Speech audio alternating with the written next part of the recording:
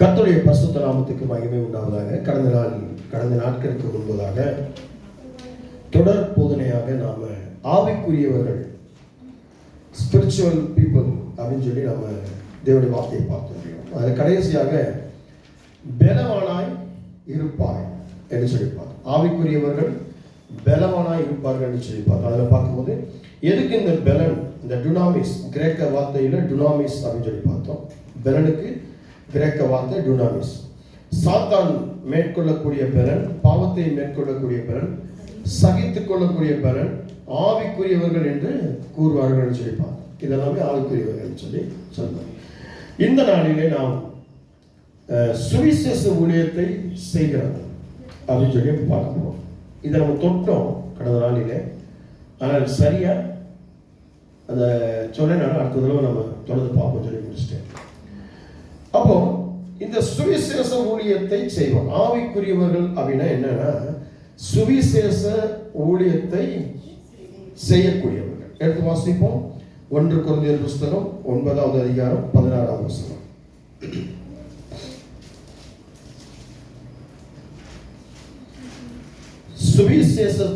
சுவிசேஷத்தை நான் பிரசங்கித்து வந்தும் மேன்மை பாராட்ட எனக்கு இடமில்லை, அது என் மேல் விழுந்த கடமையாயிருக்கிறது. சுவிசேஷத்தை நான் பிரசங்கியாதிருந்தால் எனக்கு ஐயோ. இந்த வார்த்தை இங்கு சொல்லப்பட்டிருக்கிறது. யாருக்கு சொல்லப்பட்டிருக்கிறது அப்படின்னு சொல்லி பார்க்கும்போது இஸ்ரவேல் ஜனங்களுக்கு சொல்லப்பட்டிருக்கிறது. இது யார் மூலமாக சொல்லப்பட்டதுன்னு சொல்லி பார்க்கும்போது அப்போஸ்தலர் பவுல் மூலமாக கொரிந்தி பட்டணத்தினுடைய சகல ஜனங்களுக்கு எழுதப்பட்டிருக்கு. கொரிந்து பட்டணம் எதை குறிக்குது அப்படின்னு சொல்லி பார்ப்போம். கடைசி காலங்களில் இருக்கக்கூடிய நம்மை குறிக்கிறது. நம்ம நிறைய நேரங்களில் சில பிரசங்கியார்கள், சில விசுவாசிகள் தவறாக புரிஞ்சுக்கிறாங்க. இதெல்லாம் நமக்கு கொடுக்கலாங்க, இதெல்லாம் ஆதி காலத்தில் இருந்த அந்த ஜனங்களுக்கு இந்த ஜனங்களுக்கு கொடுக்கப்பட்ட, நமக்கு இல்லை அப்படின்னு இல்லைங்க. அவங்கள சொல்லி அவங்க மூலமாக நமக்கு சொல்ல வருகிறது தான் இந்த வார்த்தை. கடைசி காலங்களில் இருக்கக்கூடிய ஜனங்களுக்கு சொல்ல வர வார்த்தை. அப்போ ஆவிக்குரியவன் என்பவன், ஆவிக்குரியவர்கள் என்பவர்கள் சுவிசேஷ ஊழியத்தை என்ன பண்ணுவாங்க? லகுவாக செய்ய மாட்டாங்க, கஷ்டத்தோடு செய்வாங்க. அதான் விஷயம். எப்படி இப்ப நீங்க போய் ஒருத்தட்ட போய் நீங்க சுவிசேஷம் சொல்றீங்க அப்படின்னா அவங்க உங்களை ஆரத்தி எடுத்து சிங்காசனத்தை போட்டு சேரத்தை போட்டு விருந்தெல்லாம் படைச்சு உங்களை அனுப்ப மாட்டாங்க. உங்களை நல்ல கெட்ட வார்த்தை பேசி அடிச்சு ஊரை கூட்டி வெளுத்து தான் அனுப்புவாங்க. வைவாங்க, எங்களுக்காக தேவையில்லை, எங்களுக்கு சொல்ல வேண்டாம் அப்படின்னு சொல்லுவது இல்லையா? அப்போ சுவிசேஷத்தை நான் சொல்லணும், இது என்ன இந்த கடமை. இதை சொல்லணும்னா எனக்கு ஐயோ. ஐயோன்ற வார்த்தைக்கு என்னன்னா பெரிய ஒரு அழிவு. பைபிள் ஐயோன்ற அந்த வார்த்தைக்கு பதம் என்ன, அழிவை குறித்து சொல்லப்பட்டிருக்கிறது. அது எந்திரிக்க முடியாத ஒரு அழிவு, மாற்றப்பட முடியாத ஒரு அழிவு, வெளியே வர முடியாத ஒரு அழிவு. அப்போ சுவிசேஷத்தை நான் சொல்லணுமா? நான் சாதாரண ஒரு விசுவாசி தானே பாஸ்டர். எடுத்து வாசிங்க. வெளிப்படுத்தல் விசேஷம் 1வது அதிகாரம் 6வது வசனம்.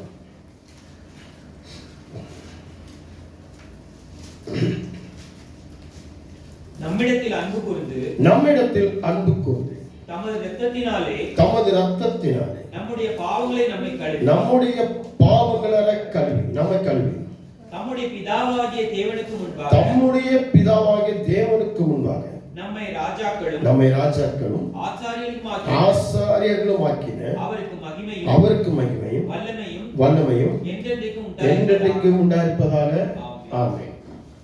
ஆமென் என்ற வார்த்தைக்கு அப்படியே ஆகட்டும் அப்படின்ற ஒரு அர்த்தம். ஆமென் என்றால் அப்படி ஆகட்டும். அப்ப எப்படி ஆகட்டும் அப்படின்னா தேவனுக்கு மகிமையும் தேவனுக்கு வல்லமையும் ஆகட்டும். எப்போ? எதனால? உங்களை, விசுவாசியாக இருக்கிற உங்களை, சபையோர்கள் என்று சொல்லி அழைக்கப்பட்ட உங்களை தேவ பிள்ளைகள், தேவ ஜனம் என்று அழைக்கப்பட்ட உங்களை இயேசு கிறிஸ்து அன்பு வச்சு, பிதாவான தேவன் அன்பு வச்சு இயேசு கிறிஸ்து கிட்ட சொல்லி இயேசு கிறிஸ்து உங்க மேல அன்பு வச்சு, அந்த அன்பு எப்படி இருந்துச்சு அப்படின்னு சொன்னா, உங்களுக்காக அவர் ரத்தம் சிந்தி, உங்களுக்காக அடிக்கப்பட்டு, உங்களுக்காக வசைப்பட்டு, உங்களுக்காக அநேகரால விமர்சிக்கப்பட்டு, உங்களால தூசிக்கப்பட்டு, அழகை இழந்து, சௌந்தரியம் இழந்து, உயிர் இழந்து, உயிரோடு எழுந்து, அடுத்தவங்க என்ன சொல்லப்பட்டிருக்குது, ரத்தத்தினாலே பாவம், நம்முடைய பாவங்களால நமக்காக கழுவி, நம்மை கழுவி, நம்மெல்லாம் உங்களையும் என்னையும் அவர் ரத்தத்தினால பாவத்திலிருந்து கழுவி, பாவ சேற்றிலிருந்து தூக்கி, அவர் ரத்தத்துல கழுவி நம்மளை நிறுத்தி, நம்மளை எப்படி ஆக்கியிருக்காருன்னா, பிதாவுக்கு முன்பதாக ராஜாவாக, ஆசாரியர்களாக கொண்டு போய் நிறுத்திட்டாரு. அப்ப எல்லாருமே ஊழியக்காரர்கள், எல்லாருமே பாஸ்டர் அப்படின்னா, இன்னைக்கு நிறைய விசுவாசிகள் இந்த இடத்துல தவறு பண்றீங்க. என்னன்னா, சுவிசேஷம் அறிவிக்க சொல்லிட்டாங்க அப்படின்னா, இன்னைக்கு விசுவாசிகள் உடனே என்ன ஆயிடுறாங்க, பாஸ்டர் ஆயிடுறாங்க. அவங்க வீட்டில் சர்ச்சை கட்டிடுறாங்க, உடனே ஊழியக்காரி ஆயிடுறாங்க, ஊழியக்கார ஆயிடுறாங்க, ரெவரண்ட் ஆயிடுறாங்க, பிஷப் ஆயிடுறாங்க. 12 மணி நேரம் ஜெபம் வைக்க ஆரம்பிச்சாங்க, 24 மணி நேரம் தொடர் ஜெபம் வைக்க ஆரம்பிச்சாங்க, ஆன்லைன் பிரேயர் வைக்க ஆரம்பிச்சாங்க, தரிசனம் காண ஆரம்பிச்சாங்க. இருக்கீங்களா? கண்ணை மூடி தரிசனம் பார்க்க ஆரம்பிச்சிட்டாங்க. இப்போ தரிசனத்தை பவுல் என்ன சொல்றாரு அப்படின்னு சொல்லி பார்க்கும்போது, எங்கேயுமே நீங்க சொப்பனம் காணுங்க, தரிசனம் பாங்க அப்படின்னு சொல்லி எங்கேயுமே அவர் சொல்ல கிடையாது, சொல்ல மாட்டார். அவர் சொல்றது எல்லாமே நீங்க வார்த்தையை அறிஞ்சுக்கொள்ளுங்க, வார்த்தையை கற்றுக்கொள்ளுங்க, வார்த்தையை படிங்க, தேவனுடைய வார்த்தை தான் உங்களுக்கு அப்படின்னு சொல்லி கற்றுக் கொடுக்குறாரு. சொல்லுங்க இல்லையா? இன்னைக்கு விசுவாசிகள் என்ன பண்ணீங்கன்னா, உடனே தரிசனம், எனக்கு கண்ணை மூடுன உடனே வெளிச்சம் வரணும், இருட்டு வரணும், காத்து வரணும், தண்ணி வரணும். இன்னைக்கு பார்த்தீங்கன்னா நிறைய விசுவாசிகள் பார்த்தீங்கன்னா வருஷம் போட்டு நிற்கிறாங்க. எங்கே நிற்கிறாங்க? பாஸ்டர்கிட்ட போய் நிற்கிறாங்க. பாஸ்டர் நேற்று சொப்பனாங்க, பாஸ்டர் நேற்று நான் ஜெபம் பண்ணும்போது எனக்கு தரிசனம் வந்துச்சு பாஸ்டர், நான் நிற்கும் போது, நடக்கும் போது, ஓடும் போது தரிசனம் வந்துச்சு பாஸ்டர், நான் அசந்து அப்படியே நடந்து வேலை பார்த்துக்கும் போது தரிசனம். தரிசனம் கிடையாது. நீ பார்க்கறதுக்காக உன்னை ராஜாக்கள் ஆக்கலை, உனக்கு சுவிசேஷத்தை சொல்லணும். சுவிசேஷத்தை சொல்லணும் அப்படின்னா நீ என்ன சுவிசேஷத்தை சொல்லணும்னா, நீ எப்படி கழுவப்பட்டையோ அதை மற்றவங்களுக்கு சொல்லணும். நான் இயேசுக்கு நான் பெரிய பாவிங்க, நான் பாவம் செஞ்சேங்க, நான் பயங்கரமான துரோகிங்க, நான் துரோகம் செஞ்சேங்க, கர்த்தர் எனக்குள்ள என்ன பண்ணாரு, அவர் ரத்தத்தால் கழுவி என்னை பரிசுத்தமா மாற்றி என்னை நிலைநிறுத்தினாரு, என்னை விடுதலையாக்கினாரு. நான் இன்னைக்கு உயிரோடு இருக்கிறேன், பிழைத்திருக்கிறது அவர், நான் ஜீவித்திருக்கிறது எனக்குள்ள இயேசு, நான் சிலுவையில் அறையப்பட்டேன், எனக்குள்ள வாழ்றது ஜீவனான இயேசு கிறிஸ்து. இதுதான் சுவிசேஷம். உடனே சுவிசேஷத்தை சொல்லுன்னா உங்க கூட வேலை பார்க்கறவங்கள்ட்ட, உங்க கூட படிக்கிறவங்க, உங்க பக்கத்தில் இருக்கிறவங்க அப்படியே பாஸ்டர் மாதிரி போய் முக்காலம் போட்டு, வெள்ளை சேலை கட்டிட்டு, வெள்ளை ட்ரெஸ்ஸை போட்டுட்டு, முழுக்கை சட்டையெல்லாம் போட்டுக்கிட்டு நின்றுக்கிட்டு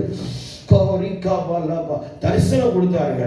உங்க கூட தரிசனத்தோடு பேசிட்டுங்க. எனக்கு நைட்டு கண்ணை மூடி உங்களுக்காக செபிக்கும் போது கண்ணில் விரல விட்டு ஆட்டினாருன்னா அங்கே போய் சொல்லிடுங்க. இந்த கதையெல்லாம் விடக்கூடாது. நீ உன் கூட வேலை பார்க்குறான், படிக்கிறான், உன் கூட இருக்கிறாங்கன்னு சொன்னா அவங்கள்ட்ட எப்படி இருக்கணும், எப்படி இருக்கணும், எப்படி இருக்கணும்? இயேசு கிறிஸ்து என் நோய்களிலிருந்து என்னை விடுவித்து, என் சாபத்திலிருந்து என்னை விடுவித்து, என் பாவத்திலிருந்து விடுவித்து, நான் ஒரு கெட்ட வார்த்தை பேசக்கூடியவன், சரியா அம்மாவை நடத்துறேன், சரியா அப்பாவை நடத்துறேன், சரியா பிள்ளையை நடத்துறேன், சரியா மனைவியை நடத்துறேன், சரியா கணவனை நடத்தலை, என் வேலையில பொறுப்பு இல்லை, என் வியாபாரத்தில் பொறுப்பு இல்லை, ஒரு பொறுப்பில்லாத ஒரு மனுஷியா நினைச்சேன். கர்த்தரை அறிஞ்சு கொண்டேன், அவர் என்னை தெரிஞ்சு கொண்டார், அவர் ரத்தத்தால் கழுவப்பட்டேன். நான் இப்பொழுது ராஜாவுடைய புத்திரனாக, ராஜாவுடைய பிள்ளையாக நான் இருக்கிறேன். அந்த இயேசுவை உங்களுக்கு நான் சொல்றேன், நீங்களும் தெரிஞ்சுக்கோங்க. அப்பனா உங்களுக்கு தப்பு வராது.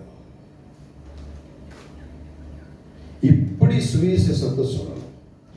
நீங்க என்ன சொல்றாங்க, மத மாற்றத்தை கொண்டு வராங்கன்றாங்க. அப்போ நீங்க மதம் மாற்றக்கூடாது, மனசை மாற்றணும், வழியை மாற்றணும். அவங்க போயிட்டு இருக்கிறவங்க இப்போ வந்து பார்த்தீங்கன்னா, இப்போ பனஸ்வாடியில் நம்ம இருக்கிறோம். பனஸ்வாடியில இருந்து நீங்க வந்து இப்போ கேஆர் மார்க்கெட்டுக்கு போறீங்க அப்படின்னா, அவங்க கேஆர் மார்க்கெட்டுக்கு போற வழி இது. ஆனா இவங்க தப்பி கேஆர் புறம் போயிட்டு இருக்கிறாங்க. அப்ப கேஆர் புறம் என்பது வேற, கேஆர் மார்க்கெட் என்பது வேற.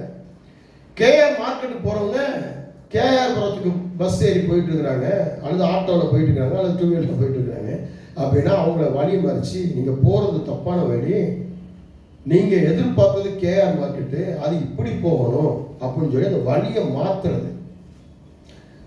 இதுதான் நீங்க செய்யணுமே ஒழிய மதம் மாற்றம். நீங்க மதம் மாற்றத்தை நீங்க செய்யக்கூடாது. ஆண்டவர் எங்கேயுமே மதத்தை மாற்ற, வழியை தான் மாற்ற, மார்க்கத்தை தான் போதித்தார். அப்போ நீங்க மார்க்கத்தை தான் போதிக்கணும். உங்க குடும்பத்திலேயே ரொம்ப தூரம் ஆண்டவர் அறியாமல் தூரமா இருக்கிறான்னு சொன்னா, நான் உங்களுக்காக ஜெபம் பண்ணேன், உபவாசம் பண்ணேன், சரி, அவங்கள்ட்ட எப்பயாவது இயேசுவை சொன்னியா? எப்பயாவது இயேசுவை குறிச்சு சொன்னியா? இயேசு உனக்கு செஞ்ச நன்மை குறிச்சு சொன்னியா? நீ அவங்களுக்கு முன்பதாக ஒரு பாவியாக, ஒரு துரோகியாக, ஒரு சத்ருவாக, ஒரு கேவலமான ஒரு நடத்தையில் நீங்க இருக்கும் பொழுது, அப்போ உங்களை பார்த்து அவங்க என்ன சொல்லுவாங்கன்னா, நீயே ஒழுங்கா எது, உன் புருஷனை ஒழுங்கா நடத்துவோம், மனைவி ஒழுங்கா நடத்துவோம், பிள்ளைய ஒழுங்கா நடத்து, நீ வந்து என்கிட்ட சொல்லிட்டியா? அப்ப நான் அதான் வேதம் சொல்லி என்ன செய்தேன், தரிசனத்தை பார்க்கிறவங்களாக இல்லை. இப்போ வாசிங்க பேதுரு புஸ்தகம் 1 பேதுரு 2ஆம் அதிகாரம் 3ஆம் வசனம். 1 பேதுரு 2ஆம் அதிகாரம் 3ஆம் வசனம். நீங்கள் ரட்சிப்புக்கென்று வளரும்படி புதிதாய் பிறந்த குழந்தைகளைப் போல திருவசனமாகிய கலங்கமில்லாத ஞானப்பாலின் மேல் வாஞ்சியாய் இருங்கள். பிறந்த குழந்தை வளர்றதுக்கு என்ன தேவைன்னா பால் தேவை. அப்போ நீங்க ஆவிக்குரியவர்களாக வளர்றதுக்கு உங்களுக்கு என்ன தேவை அப்படின்னு சொல்லி நீங்க பார்க்கும்போது, திருவசனமாகிய கலங்கம் இல்லாத ஞானப்பால் மேல் வாஞ்சி. அப்போ நீங்க ஆண்டோடைய வார்த்தை, இங்க பவுல் அதான் சொல்றாரு, நீ தரிசனம் பாரு, சொப்பனம் பாரு, தீர்க்க தரிசனம் சொல்லுன்னு உங்களுக்கு எங்கேயுமே சொல்லல. அவர் சொல்றது எல்லாமே என்னன்னு கேட்டா, நீ வளரும்படி, நீ ஆவிக்குரியவர்களாய் மாறும்படி, ஆவிக்குரிய மனுஷியாய் வளரும்படி இந்த வார்த்தைகளை நீ தெரிஞ்சுக்கோ, நீ கற்றுக்கோ, இந்த வார்த்தைகளை தினமும் படிக்கணும். அதனாலதான் உங்களை பைபிள் படிங்க, வசனத்தை கேளுங்க, இப்படி செய்யுங்க, அப்படி செய்யுங்க. இங்க என்ன பண்றீங்க, இந்த யூடியூப்ல நிறைய பிரசங்கியார்கள் இருக்கிறாங்க. அவங்க என்ன பண்றாங்க, யூடியூப் மூலமா, மல்டிமீடியா மூலமா நிறைய என்ன பண்றாங்க, நீங்க இங்க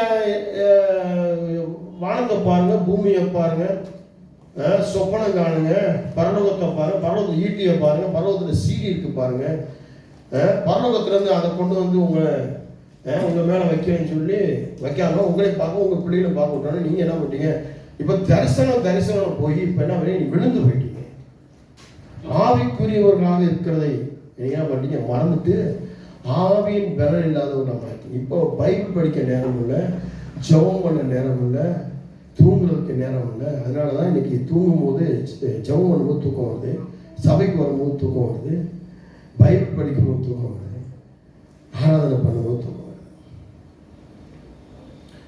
ஆவிக்குரியவர்கள் அப்படின்னா என்னன்னா, நீங்க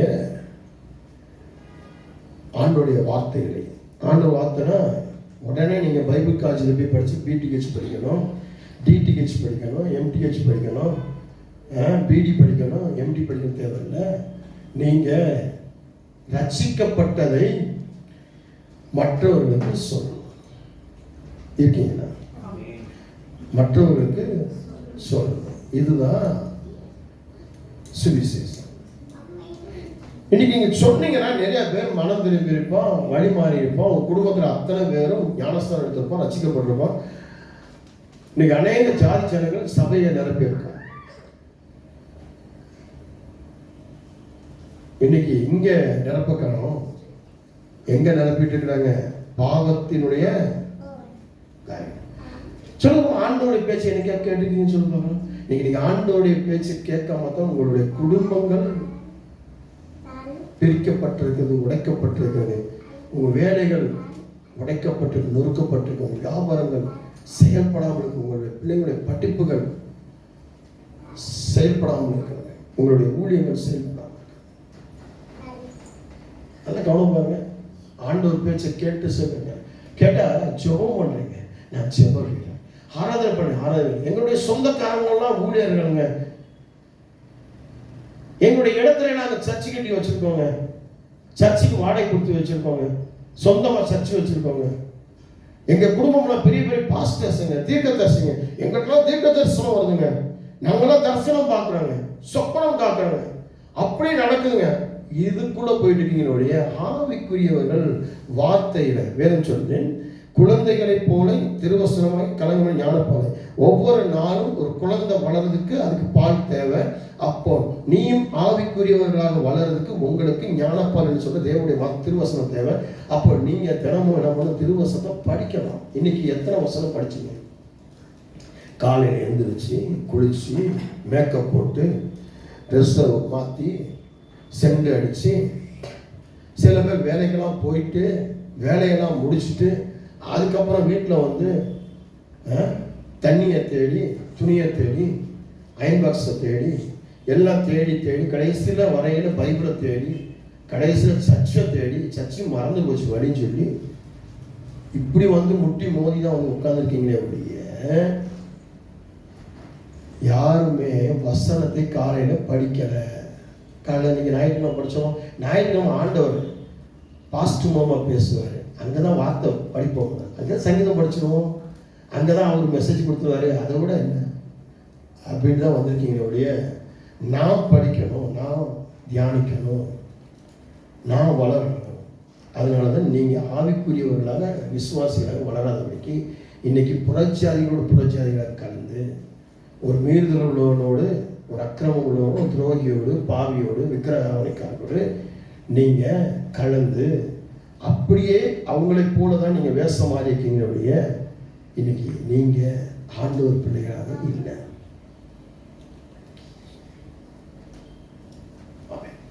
கதைக்கு மகிமை உண்டாகட்டும். அப்போ சுவிசேஷ ஊழியம் நான் என்ன செய்யணுமா அப்படின்னா கண்டிப்பா செய்யணும். அதுக்கு நீங்க இவாஞ்சலிஸ்ட் ஆர்டினேஷன் எடுக்கணுமா? எடுக்க வேண்டாம். என்ன செய்யணும்? வாசிங்க.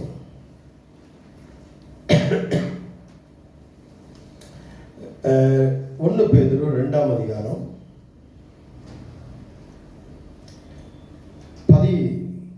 17 இருந்து அப்படி வாசிங்க. எல்லாரையும் கனம் பண்ணுங்கள், சகோதரத்தில் அன்பு கூறுங்கள், தேவனுக்கு பயந்திருங்கள், ராஜாவை கனம் பண்ணுங்கள். இது அப்படி நிப்பாட்டிக்கோங்க. அதுக்கு அடுத்து சொல்லுங்க 18 படிங்க.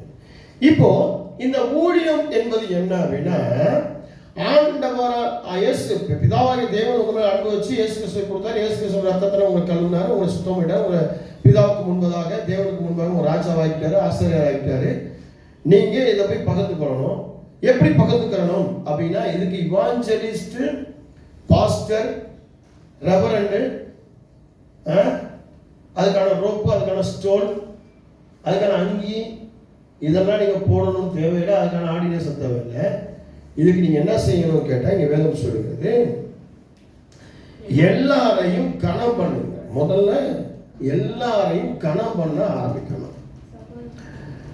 இந்த தமிழ்நாட்டை சேர்ந்த எஜுகேஷன் அமைச்சர் ஒருத்தர் இருக்கிறார்.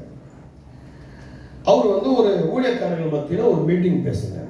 அவர் பேசும்போது என்ன பேசினார்னா, கிறிஸ்தவ ஊழியக்காரர்கள் நீங்கள் உங்களிடத்துல நாங்கள் கத்துக்கிட்டோம் சேவை செய்ய.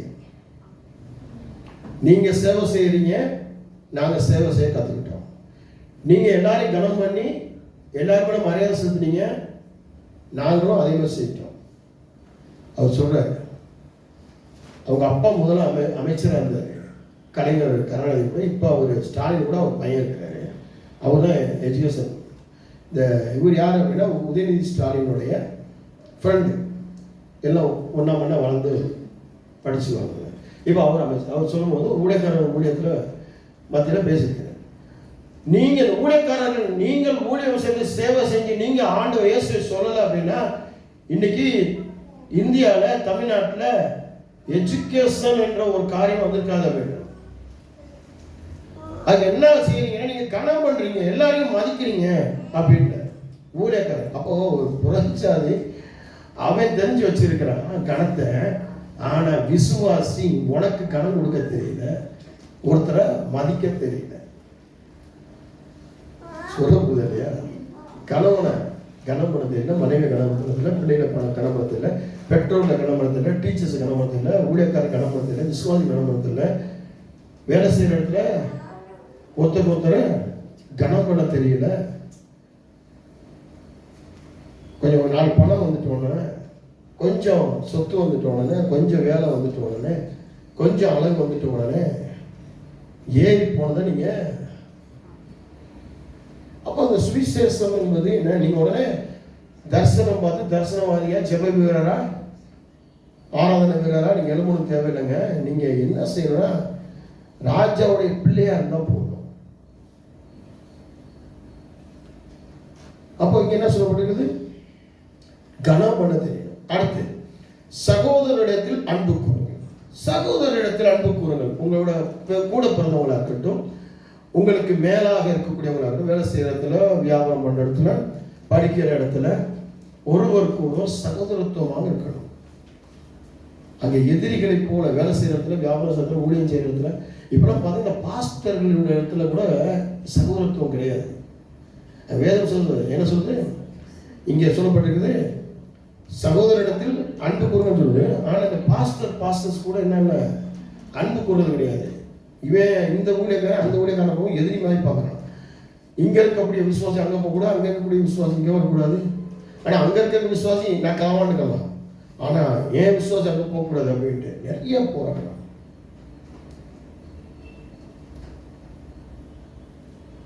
சொல்லுது இல்லையா? இன்னைக்கு பொண்ணு கொடுக்கறதா கூட இருந்தாலும், மாப்பிள்ளை கொடுக்கறதா இருந்தாலும் யோசிக்கிறான்.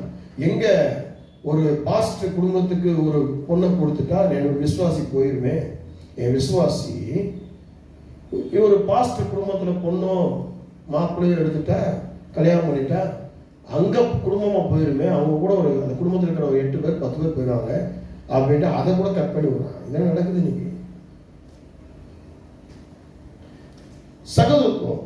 அப்போ இங்க சொல்லப்படுகிறது சகோதரத்தில் அன்பு கூறுங்கள் அப்படின்னா, கூட பிறந்தவர் மட்டும் இல்லை, எல்லாரையும் சகோதரர்கள் நினைச்சு அன்பு கூறணும். அதுக்கு அடுத்தபடியாக தேவனுக்கு பயந்து. தேவனுக்கு பயந்திருக்கிறது என்னன்னா, நமக்குள்ள எந்த ஒரு தீமையையும் அனுமதிக்க கூடாது, எந்த ஒரு கெட்டதையும் அனுமதிக்க கூடாது. இது தேவனுக்கு பிரியம் இல்லாதது, இது தேவனுக்கு பிடிக்காது, இது தேவனுக்கு அருவருக்கக்கூடியது அப்படின்னு சொல்லி நாம ஒதுக்கி தள்ளணும். சாப்பாட்டு விஷயமா இருக்கட்டும், செயல்பாடுகளாக இருக்கட்டும், போறது வாரதாக இருக்கட்டும், எந்த ஒரு நண்பர்களாக இருக்கட்டும், அவருக்கு மேல நம்ம எதையுமே நேசிக்க கூடாது. எந்த பாவத்தையும் சாபத்தையும் மீதையும் அக்கிரமத்தையும் எந்த மனுஷனையும் நேசிக்க கூடாது. அவருக்கு கீழே வச்சுக்கணும், அவருக்கு முக்கியத்துவம் கொடுக்கணும், அவருக்கு பிடிக்காத எல்லா தீங்கையும் நம்ம இடத்துல நீக்கி போகணும். கெட்டவங்களோட பேசக்கூடாது, கெட்டவங்களோட உட்கக்கூடாது, கெட்டவங்களோடு செயல்படக்கூடாது. அது தப்பானது தெரிஞ்சா நம்ம விலகி போயிட்டே இருக்கணும்.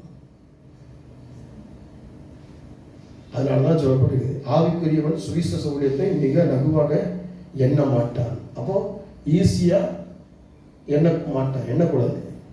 ஈஸியா போய் அவங்கள்ட்ட சொல்லி உள்ள போய் கலந்து அவங்களோட சேர்ந்து மாற்ற முடியாது. நீ ஆவிக்குரியவனா இருந்தா தான், கத்துக்கு பயப்படுறவனா இருந்தா தான் நீ மாற்ற முடியும். அடுத்து வேலைக்காரரே, அதிக பயத்துடனே உங்கள் எஜமான்களுக்கு கீழ்ப்படிந்திருங்கள்.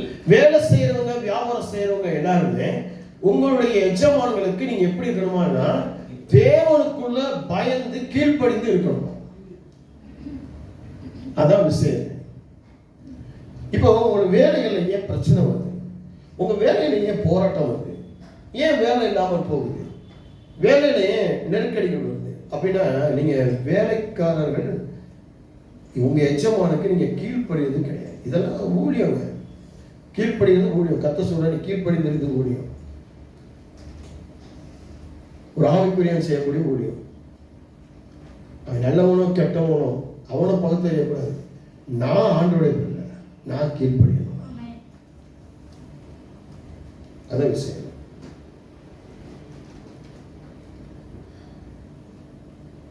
நான் 2 நாளைக்கு முன்னாடி ஃபோன் எடுத்து பார்த்தேன். ஃபோனில் செய்தி ஒரு மெசேஜ் வந்துருந்துச்சு. ஃபோனை பார்த்தேன். அப்போ கார்பனியாக வந்துச்சு. டேடி தலைவலின்னு சொன்னீங்க, ஃபோன் பார்த்துட்டு இருக்கீங்க, அப்போ தலைவலி வரும்ல, வச்சுருங்க ஃபோனை. வச்சுட்டேன். உடனே அது போய் நேராக அவங்க அக்காட்ட போய் சொல்லு, டாடி எனக்கு கீழ்ப்படிச்சிட்டாரு. இந்த மெசேஜ் வந்திருக்கு, மெசேஜை நான் அனுப்பலை, அதுக்கு பதில் கொடுக்கல. இங்கே இருந்த பொண்ணுக்கு சின்ன பிள்ளை தான், 10 வயசு 11 வயசு பொண்ணுக்கு நான் கீழ்ப்படினேன். அது என்னை பற்றி அங்கே போய் சாட்சி சொல்லு அவங்க அக்காட்ட. சொல்லிட்டு என்ன சொல்லுது, நம்மளும் கீழ்ப்படிய ஆரம்பிக்கணும். இதுதான் சுவிசேஷம். என்னை பார்த்து அவங்க கற்றுக்கிட்டு அது மற்றவங்ககிட்ட போய் சொல்லி ஸ்பிரிட். இதுதான் சுவிசேஷம். இப்படி தான் வளரணும். என்னங்க சிஸ்டர் நீங்கள் மட்டும் வரீங்க, என்ன பிரதர் நீங்கள் மட்டும் வரீங்க, யாரையா கூப்பிட்டு? நானும் கூப்பிட்டு பார்த்தேன் வீட்டில், யாரும் வர மாட்டேங்குது சர்ச்சைக்கு. ஜெபம் பண்ணி பார்த்தேன், முட்டி பார்த்தேன், மோதி பார்த்தேன், உபவாசம் பண்ணி பார்த்தேன். பக்கத்து வீட்டுக்காரன் வரேன்றா வரைய மாட்டேன், என் கூட வேலை பார்க்குறேன் வரேன்றா வரமாட்டேன்றா, என் கூட வியாபாரம் பண்ண வர வேண்டாம். இந்த கீழ்ப்படிஞ்சு ஒழுங்கா நடந்ததுனாலே அதுதான் சுவிசேஷம். அது மூலமா மனம் திரும்பி அடைய வச்சுக்கணும். நல்லவர்களுக்கும் சாந்த குணமுள்ளவர்களுக்கும் மாத்திரமல்ல, முரட்டு குணமுள்ளவர்களுக்கும் கீழ்ப்படிந்தீர்கள். ஆமென். எப்படி நல்லவங்களுக்கு மட்டும்தான் கீழ்ப்படிவேன், எனக்கு உதவி செய்யறவங்களுக்கு மட்டும்தான் கீழ்ப்படிவேன் இல்ல, முரட்டு கெட்ட தப்பானவர்களுக்கும் கீழ்ப்படிவேன். என்னுடைய உறவினர்களாக இருக்கட்டும், என்னுடைய விசுவாசிகளாக இருக்கட்டும், எனக்கு தெரிஞ்ச போதகர்களாக இருக்கட்டும், இல்லை அக்கம் பக்கத்து ஜனங்களாக இருக்கட்டும், தப்பானவங்களா இருப்பாங்க, கெட்டவங்களா இருப்பாங்க, விக்கிரகாரங்களா இருப்பாங்க. நான் அவங்களுக்கு கீழ்ப்படிவேன். சில நேரம் எங்க பாஸ்டர்மா சொல்லுவாங்க, என்னப்பா உங்களோட வயசுக்கு இளையவங்க தான், அவங்க இப்படிப்பட்டவங்க தெரியும், அவங்கள்கிட்ட போய் உட்காந்து பேசிட்டு இருக்கீங்க, அவங்கள்ட்ட போய் அவங்க சொல்லலாம் மண்டையாடி இருக்கீங்க அப்படின்னு. நிறைய தடவை நடந்தது. 2 நாளைக்கு முன்னாடி கூட நடந்தது. இதுதான் விஷயம். என்ன விஷயம்? சுவிசேஷம் கடந்து போகட்டும். இதை நீ செய்யாமல் இருக்கிறதுனால உங்களுக்கு ஐயோ. ஐயோன்னா அழிஞ்சு போயிட்டு இருக்கீங்க, அவிழ்ந்து போயிட்டு இருக்கீங்க, அல்லது அமிழ்ந்து போயிட்டு இருக்கீங்க. உங்களால் பைபிள் படிக்கணும், ஜெபம் பண்ணணும், சபையில் வந்து எத்தனை பேர் தூங்கிருக்கீங்க? எத்தனை பேர் தூக்கம் வருது? தூக்கம் வர மட்டும் கை தூக்கணுமா? அப்ப எல்லாரும் தூங்கிட்டு இருக்கீங்க, அதான் கேட்கல. அடுத்த வருஷம் வாசிங்க. ஏனெனில் தேவன் மேல் பற்றுதலாய் இருக்கிற மனசாட்சி நிமித்தம் ஒருவன் அநியாயமாய் பாடுபட்டு உபத்திரங்களை பொறுமையாய் சகித்தால் அதுவே பிரீத்தியாய் இருக்கும். ஆமென். ஏனெனில் தேவன் மேல் பற்றுதலாய் இருக்கிற மனசாட்சி நிமித்தம் ஒருவன் அநியாயமாய் பாடுபட்டு உபத்திரங்களை பொறுமையாய் சகித்தார். இதுதான் சுவிசேஷம். அப்ப சுவிசேஷம் ஊழியம் லகுவா இருக்க. இப்ப நாங்க எல்லாம் அந்த ஊழியத்தை கையில எடுத்துட்டோம். இந்த ஊழியம் எடுத்தனால வந்து இன்னைக்கு வரைக்கும் பிரச்சனை தான், போராட்டம், இன்னைக்கு வரைக்கும் பாடுகள் தான். அதுக்காக இன்னைக்கு பார்க்குறவங்க பாருங்க, கெட்டவங்களா இருப்பாங்க உங்களுக்கு, தப்பானவங்களா இருப்பாங்க உங்களுக்கு. அவங்க வீட்டில் அவங்க மகனா தவறிட்டாங்க, அதனால அவங்க அப்படிப்பட்ட இல்லை. இதுதான் வசனம் சொல்லப்பட்டிருக்கு. ஊழியத்தில் என்ன இருக்கும்? வேதம் சொல்லுங்க. ஏனெனில் தேவன் மேல் பற்றுதலாய் இருக்கிற மனசாட்சி நிமித்தம் ஒருவன் அநியாயமாய் பாடுபட்டு உபத்திரங்களை. அப்ப என்ன வரும்? எப்படி வரும்? பாடுகள், உபத்திரவங்கள் அங்கே வரும். அது வராம இருக்காது, வரும். ஆனால் என்ன செய்யணும் அப்படின்னா, பொறுமையா இருந்து, அது கர்த்தருக்கு பிரியமா இருக்குல்ல, கர்த்தருக்கு பிரியமா இருக்குல்ல. இப்ப கூட பாத்தீங்கன்னா எவ்வளவு போராட்டம், எவ்வளவு நெருக்கடி தெரியுமா? சில பேர் சொல்லுவாங்க அவங்க ஊழியத்துல காசுக்காக ஊழியம் பண்ணாங்க. நாங்கள் இது வரைக்கும் ஊழியம் காசுக்காக ஊழியம் பண்ணதே கிடையாது. நிறைய ஊழியக்காரர்கள் அவங்க மெசேஜ் கொடுக்கும்போது அக்கௌண்ட் நம்பர் போடுவாங்க, கூகுள் பே நம்பர் போடுவாங்க, பேடிஎம் நம்பர் போடுவாங்க, நம்ம காணிக்கை நாங்கள் வரவேற்கிறோம் அப்படின்னு போடுவாங்க. எங்களுடைய மெசேஜை நீங்கள் வந்து யூடியூப்பில் பார்த்தீங்க, சேனலில் பார்த்தீங்கன்னா எங்கேயுமே காணிக்கை பற்றி நாங்கள் பேசிக்கிறோம். காணிக்கைக்காக இங்கே போனால் 5 கிடைக்கும், அங்கே போனால் 10 கிடைக்கும், இங்கே போனால் 50 கிடைக்கும், இங்கே போனால் 100 கிடைக்கும், போகவே மாட்டேன். அந்த மாதிரி இந்த வரைக்கும் ஊழியம் பண்ணல. கர்த்தர் எங்களை ஒவ்வொரு நாளும் நடத்தி ஆசீர்வதிக்கிறார்.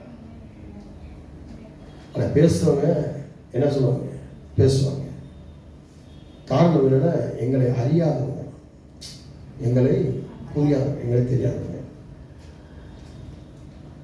இதுவரைக்கும் பணத்துக்காக ஊழியம் பண்ணியிருந்தா நான் இங்கே இருக்க மாட்டேன். அமெரிக்காவில் போயிருந்திருப்பேன், பிரான்ஸுக்கு போயிருப்பேன், இந்நேரம் ஃப்ளைட்டில் பறந்துக்கிட்டு இருப்பேன். உங்களுக்கு ஊழியம் செஞ்சுக்கிட்டு, உங்களுக்கு சுவிசேஷம் சொல்லிக்கிட்டு, இந்த பணஸ்வாடியில் எல்லாராலையும் வேதனைப்படுத்தி துக்கப்படுத்தி ஒரு நாளும் அழிந்து அதுவே சொன்ன பவுல் சொன்ன மாதிரி ஒவ்வொரு நாளும் செத்து பிழைச்சிக்கிட்டு இருக்கோம். எங்க சொல்றாருங்க? எங்க சொன்னாரு அவரு?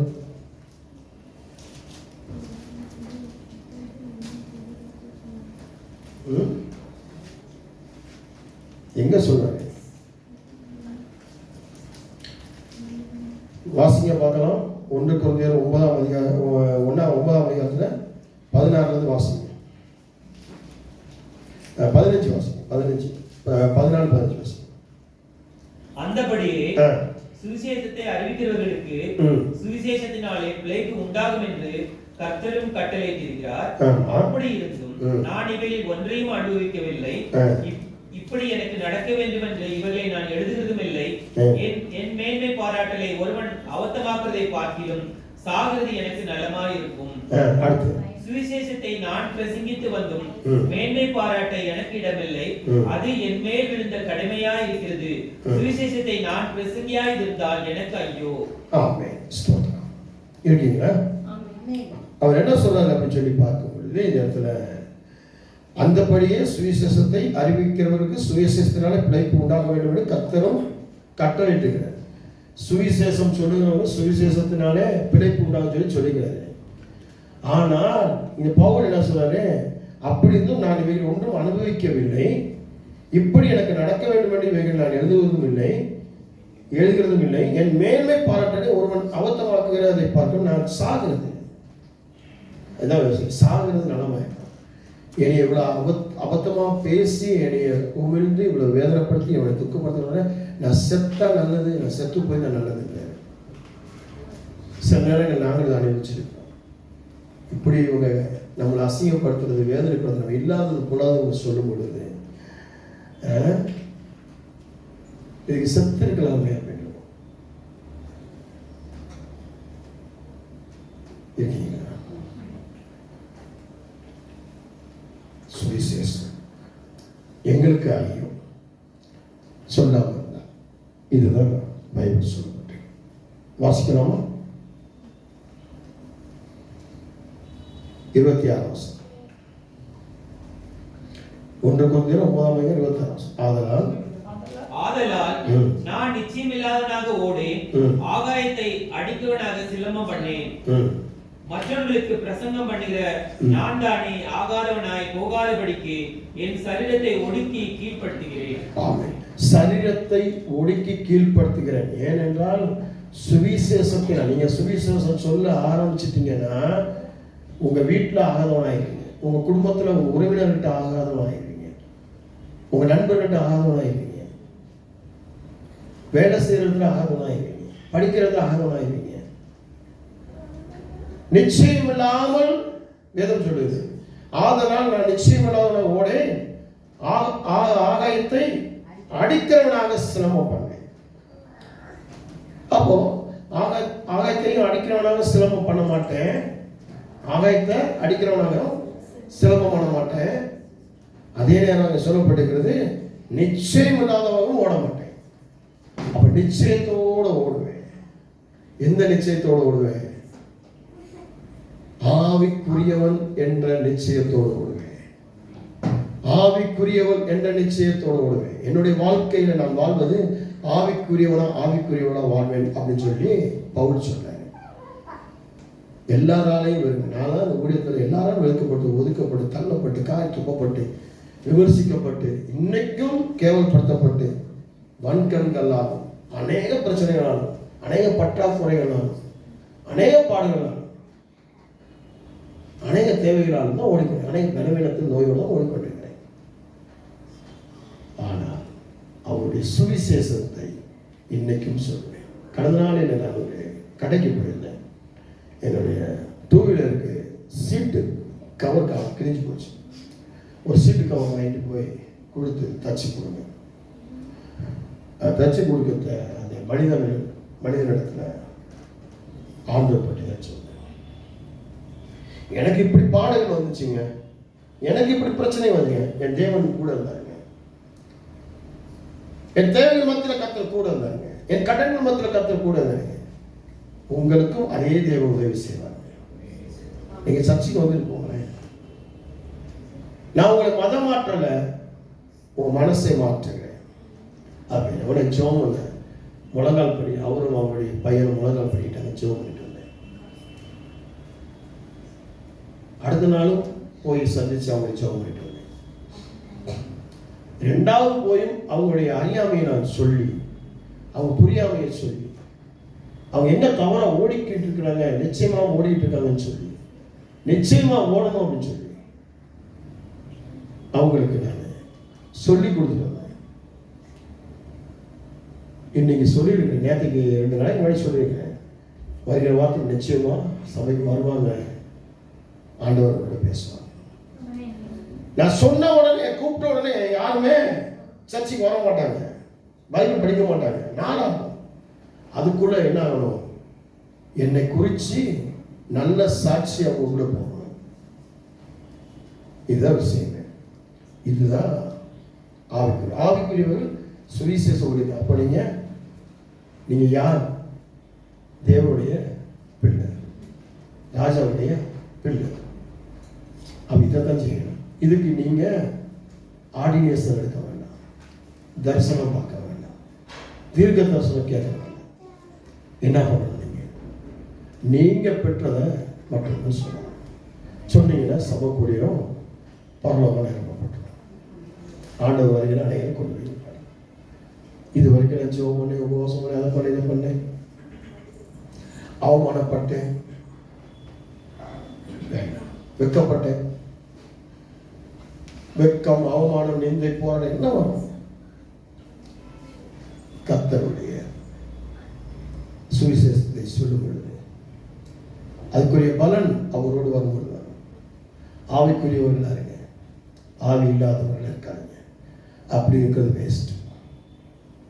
ஒருவன் அனலும் வேண்டி குளிரும் வேண்டி இருப்பாயின்னு சொல்றார். கர்த்தர் வாங்கி பண்ணி போட்டு கர்த்தர் சொல்றார்.